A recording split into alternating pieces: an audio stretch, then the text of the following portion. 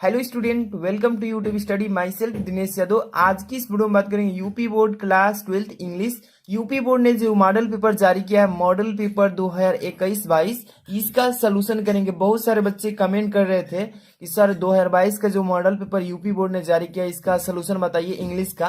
तो इंग्लिश का आज की इस वीडियो में पूरा सलूशन मिलने वाला है। देख सकते हैं ये पूरा मॉडल पेपर है, एक एक पेज में इसका मॉडल पेपर जो निकाले हैं इसका सलूशन बताएंगे। और ये जो लास्ट में मैं चीजें बताने वाला इसको बहुत ही ध्यान से सुनिएगा।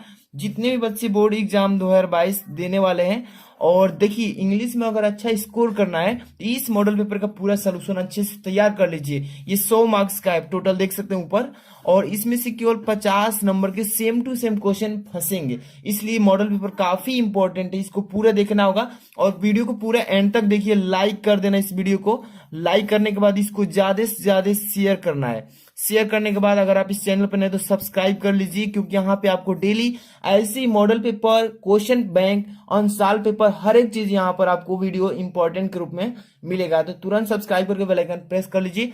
और मेरा चैनल है नेक्स्ट वाला, उसको जाकर सब्सक्राइब कर लीजिए। और चलिए सबसे पहले नंबर इस मॉडल पेपर के बारे में बात करेंगे और कैसे आपको बोर्ड एग्जाम में लिखना है। कॉपी जो है बोर्ड एग्जाम की, ये देख सकते हैं, इंटरमीडिएट परीक्षा उत्तर प्रदेश, कैसे आपको बोर्ड एग्जाम की कॉपी में लिखना है, एक एक चीज इसमें क्लियर कर देंगे। और सबसे पहले नंबर यहाँ पे मॉडल पेपर की बात कर लेते हैं, फिर इसका आंसर कैसे लिखना है ये चीजें आपको समझ जा देंगे। ठीक है, मॉडल क्वेश्चन पेपर 2021-22 यानी कि 22 में सीधे ये बच्चों के लिए यूपी बोर्ड जारी किया है। इंग्लिश का है, आप देख सकते हैं, और क्लास 12th है। ठीक है, और यहाँ पे सबसे पहले नंबर टाइमिंग देख लेते हैं। तो टाइम है जो 3 घंटे 15 मिनट। समझ में तो आपको आ ही हो रहा होगा। और यहाँ पे मैक्सिमम मार्क्स मतलब अधिकतम जो अंक है ये 100 मार्क्स का है। आपको समझ में आ रहा है। इसके बाद आगे हम बात करते हैं, थोड़ा सा आपको ये चीजें आपको पढ़ना बहुत जरूरी है। जनरल इंस्ट्रक्शंस यानी कि जो सामान्य निर्देश है, इसको बहुत पढ़ना जरूरी है। First number, second number, third number तीनों पढ़ेंगे। First number, the first 15 minutes are allotted to the candidates for reading the question paper. कह रहा है कि प्रथम के 15 मिनट जो दिया गया है, इसको प्रश्न पत्र पढ़ना विद्यार्थियों के लिए अनिवार्य कर दिया है। और इसके बाद देखिए, ऑल क्वेश्चंस आर कंपल्सरी यानी कि सभी प्रश्न अनिवार्य है, करना ही करना है। इसके बाद third number, marks are indicated against each question, मतलब कह रहा है इसमें कि जितने भी प्रश्न आपके सामने दिए गए हैं उसके सामने उसका नंबर अंकित है, आप देख सकते हैं। चलिए प्रूफली इसको दिखाते हैं। मान लीजिए फर्स्ट नंबर क्वेश्चन है, कितने नंबर का है? 3 नंबर का। यही चीज यहाँ पे कह रहा है। अब चलिए क्वेश्चन जो है, section A, section B, section C, section D, यानी कि 4 सेक्शन में आपका इंग्लिश का पेपर आएगा। तो आज की इस वीडियो में देखिए 2 सेक्शन को सॉल्व करेंगे, इसके बाद अगली सेक्शन सी और डी को नेक्स्ट में लेंगे। तो आपको कमेंट में भी बताना होगा सी डी के लिए। चलिए सबसे पहले सेक्शन ए की बात करें तो ए जो होगा रीडिंग से आएगा। किससे? तो रीडिंग से आपको पढ़ना है इसमें, और पढ़ के इसी में से इसका आंसर आपको देना होगा। चलिए क्वेश्चन नंबर फर्स्ट देखिए, read the following passage carefully and answer the questions that follow. ध्यान से कह रहा है कि ध्यान से इस दिए गए पैसेज को पढ़िए पहले, और पढ़ने के बाद आपसे क्वेश्चन पूछा जाएगा। देखिए यहाँ पे क्वेश्चन 5 से पूछा जाएगा, यहाँ पे 3 है, अभी अगला पेज में है 3 मतलब 2, 5 क्वेश्चन दिए गए हैं और इसी में से इसका जवाब भी देना है। तो सबसे पहले आपको पढ़ना है, और ये जो क्वेश्चन आएगा पहला नंबर, ये 15 नंबर का होगा। आपको मैं बता दूं कि 15 नंबर का ये क्वेश्चन है पहला केवल। तो इसमें 15 मिनट कम से कम दीजिए, क्योंकि इसमें 15 मिनट अच्छे से देंगे तो पूरा अच्छे से समझ पाएंगे। चलिए सबसे पहले नंबर पढ़ते हैं इसको। Man is a gregarious animal living in a society full stop. His neighbors are the people who are immediately around him, full stop, because of their close proximity and the content देखिए pressure of society, they play a circular role in our lives.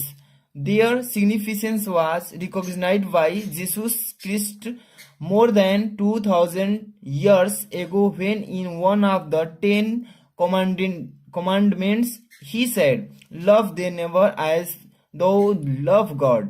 अब देखिए इसको जैसे ही पूरा पढ़ेंगे, आपके पास ये तो मॉडल पेपर होगा ही, अच्छे से पढ़ लीजिएगा। अब देखिए इसी में से इसका आंसर कैसे आपको ढूंढना है, पैसेज को सॉल्व कैसे करना है, अभी तरीका मैं बताता हूं, ध्यान से देखिए। पहला नंबर क्वेश्चन क्या पूछा गया है आपसे कि why is man called a gregarious animal, इसका मतलब कि मनुष्य को मिलनसार जानवर क्यों कहा जाता है। और इसी में से देखिए, what circular role do our neighbours play in our life, इसका मतलब हमारे पड़ोसी हमारे जीवन में क्या महत्वपूर्ण भूमिका निभाते हैं। तो इसका आंसर इसी में है। देखिए इस पैसेज में ही है, इसको आपको ढूंढ लेना है। चलिए मैं कॉपी बताता हूं कैसे इसका आंसर रिप्रेजेंट करना है। देखिए सबसे पहले आप सेक्शन ए को सॉल्व करेंगे तो बोर्ड एग्जाम में कॉपी में भी सेक्शन ए रीडिंग ऐसे लिख देंगे। इसके बाद क्वेश्चन नंबर फर्स्ट और यहीं पे कॉमा लगा के आंसर इस तरीके से दे देंगे, ठीक है। और अंडरलाइन भी कर सकते हैं। फर्स्ट नंबर का आंसर देना है पहला का, तो ध्यान से देखिए यहाँ पे 1 नंबर डाल देंगे। जितने भी क्वेश्चन है उसको ए बी के रूप में ऐसे डाल के इसका लिख देंगे। फर्स्ट नंबर ए नंबर क्या पूछा है आपको, थोड़ा सा मैं दिखाता हूं यहाँ पे क्वेश्चन, ध्यान से देखिए। Why is man called a gregarious animal, मनुष्य को मिलनसार जानवर क्यों कहा जाता है। तो यहाँ पे है इसका आंसर, ध्यान से देखिए। Man is gregarious animals called because he is living in a society and relate with neighbours, ठीक है। इसका मतलब मनुष्य को मिलनसार जानवर कहा जाता है क्योंकि वह एक समाज में रहता है और पड़ोसी के साथ संबंध में रहता है, ठीक है, रखता है, पड़ोसी के साथ संबंध रखता है। ये हो जाएगा फर्स्ट इसका आंसर, ठीक है। अगला क्वेश्चन ध्यान से देखिए क्या कर रहा है। जब तक ये पूरा नहीं पढ़ेंगे पैसेज आप इसका आंसर नहीं निकाल पाएंगे। इसी में से इसका आंसर बनाया गया है, ठीक है। What circle role do our neighbours play in our lives, मतलब लिव्स, हमारे पड़ोसी हमारे जीवन में क्या महत्वपूर्ण भूमिका निभाते हैं। तो इसका आंसर यहाँ पे सेकंड नंबर, जैसे कि बी नंबर लिखना है तो यहाँ पे बी नंबर ऐसे लिख दे चलना है, आगे बढ़ते चलना है। जैसे कि our neighbours play in circular role in our lives, इसका मतलब हमारे पड़ोसी हमारे जीवन में एक महत्वपूर्ण भूमिका निभाते हैं।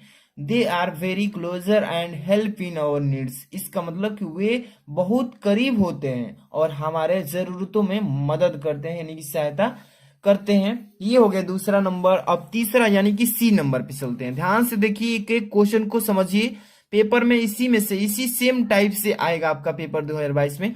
तो अगर ये अच्छे से पढ़ लेते हैं ना तो पेपर थोड़ा सा भी हार्ड नहीं लगेगा, है ना। वीडियो लाइक कर देना नहीं किए हैं तो।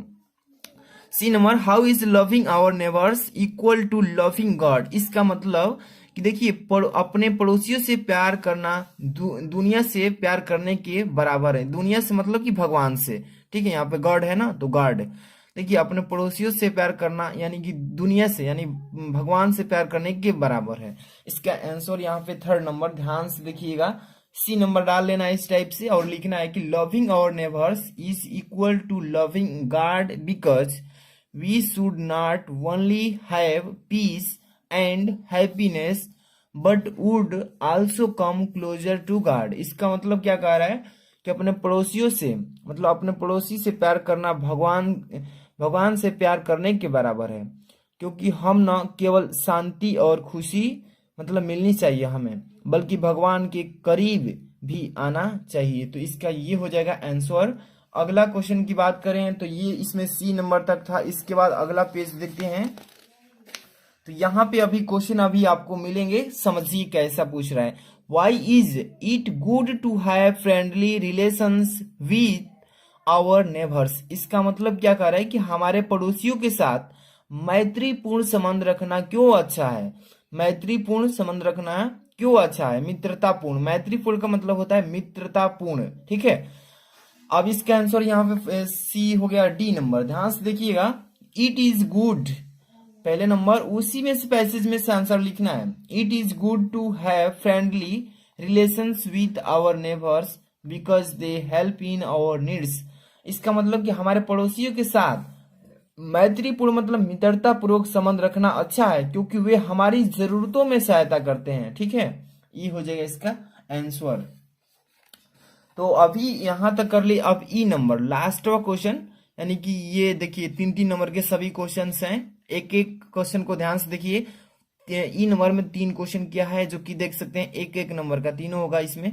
Which word in the passage mean closeness, closeness का मतलब होता है करीबी शब्द का यहाँ पे सिनोनिम बता सकते हैं। तो इसका आंसर देखिए क्लोजनेस है ना फर्स्ट नंबर का। देखिए प्रोक्सीमिटी, प्रोक्सीमिटी का मतलब होता है निकटता, ये हो जाएगा सिनोनिम ठीक है। यहाँ पर विच, इसका आगे वाला देखिए, which word in the passage is opposite of often. Opposite का मतलब होता है विलोम शब्द यानी कि उल्टा, ऑफ्टेन मतलब होता है प्रायः, यानी अब इसका हो जाएगा रियर, देखिए रेयरली मतलब पीछे। ओके, अगला question third number, what does the phrase eight hand mean in the passage. इस पैसेज में एट हैंड फ्रेज का मतलब क्या हुआ, तो हो जाएगा अवेलेबल, उपलब्ध, ठीक है, उपलब्ध हो जाएगा। तो इस तरीके से आपको पहला का आंसर कर लेना है, और कितना नंबर तैयारी हो गया, तो आपका 15 मार्क्स, ठीक है। अब आगे क्वेश्चन देखते हैं, ये देखिए कितने, सेक्शन बी से आएगा। सेक्शन बी वाला जो क्वेश्चन है काफी नंबर का है, 10-10 नंबर, यानी कि 10 नंबर, 2 नंबर, 3 नंबर, 20 नंबर का केवल सेक्शन बी है। क्या है क्वेश्चन, राइटिंग से आएगा ये, ठीक है। कह रहा है 2 नंबर क्वेश्चन की, right an article on any one of the following topics in about 100 to 150 words obtain, मतलब 10 नंबर का है, ठीक है। कह रहा है कि नीचे दिए गए आर्टिकल पर किसी एक टॉपिक पर आर्टिकल लिखना है। 3 दिया गया topic, India a land of natural beauty, joint family system, need of the hour, my plans for future. तो मैं इस पर एक बता देता हूं, ठीक है, फर्स्ट नंबर पे ही बता देता हूं, समझ लेना है। 10 नंबर का अभी क्लियर काम हो जाएगा, पेपर में आएगा तीनों में से किसी एक पर। India a land of natural beauty, इसका मतलब भारत प्राकृतिक सुंदरता का देश है, ठीक है। इसी पर मैं बता देता हूं। इसके बाद देखिए, write a letter to the editor of a national daily to show your concern on growing use of disposable wares. इस पर हम बताएंगे। अभी पहले इस आर्टिकल को लिखना सीखिए, कैसे आर्टिकल पर लिखना है, क्योंकि 10 नंबर का ये सवाल है। तो पहले नंबर इस पर लिख रहे हैं, फर्स्ट नंबर पे, India a land of natural beauty, कैसे लिखना है ध्यान से देखिए, एक एक चीज को आपको समझते चलना है। यहाँ पे देखिए, सबसे पहले नंबर बोर्ड एग्जाम में लिखना है, तो यहाँ पे सेक्शन डाल लेना है। सेक्शन बी से कर रहे हैं तो सेक्शन बी। अब यहाँ पर देखिए, जो जिस टॉपिक पे आर्टिकल लिख रहे हैं उस टॉपिक को यहाँ पे लिख देना है टॉप में, India a land of natural beauty, इसका मतलब भारत प्राकृतिक सुंदरता का देश है। अब यहाँ से स्टार्ट करेंगे, किसी भी आर्टिकल को सबसे पहले आप वहां पे इंट्रोडक्शन के रूप में लिखेंगे, इसका परिचय देंगे कि इस टॉपिक पर जिस पर लिख रहे हैं उसका परिचय क्या है। और यहाँ पे सबसे पहले नंबर इंट्रोडक्शन हेडिंग डालने के बाद लिखेंगे, India represent unity in diversity, full stop.